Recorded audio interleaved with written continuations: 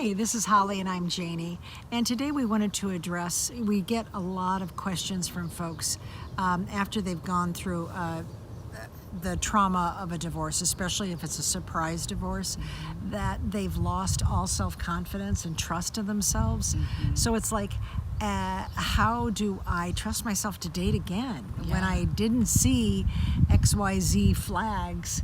How am I ever going to, why should I trust myself? And that's a pretty good, darn good question that you need to be asking yourself, because more than likely there were flags. And, you got to ask yourself why you didn't see those flags. Well, and that's, I think comes with time. Like I know in the beginning I didn't see those things, but with time, from the actual, separation process, I began to see, oh yeah, there were problems with this and there was problems with that. And it began to make more sense. Right, to put the pieces together. But a lot of times, if you had childhood trauma or parents who were addicts, have abandonment issues. Right, or you were trained to minimize, to say, oh, it's not that bad, it's not that big of a deal. You were trained to when you saw black, you said, oh, it's really gray, when in fact it was pretty clear.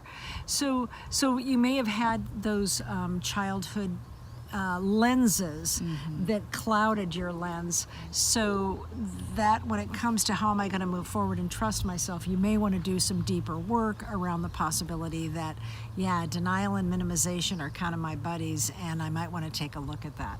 And so you might work with a therapist, and really dig in and figure out why you didn't see what you needed to see, and how to do that differently moving forward in a relationship. And you will begin to trust yourself when you do that. I think also or take a class, not just therapy. A class. I mean, our course attacks this topic and addresses some of this.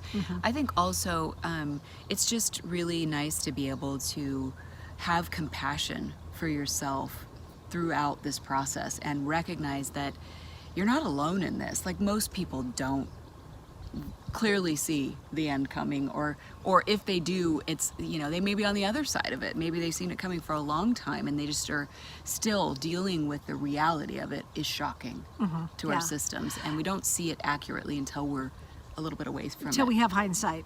But I think a really important piece to this is accept that, guess what?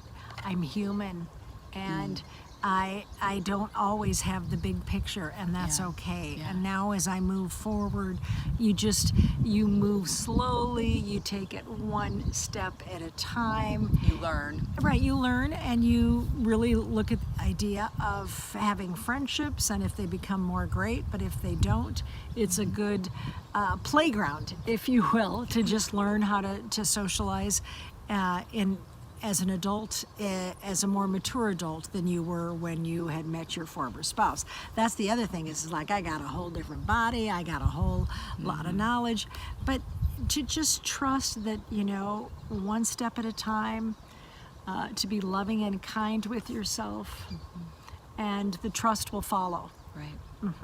Yeah. Thanks for joining us.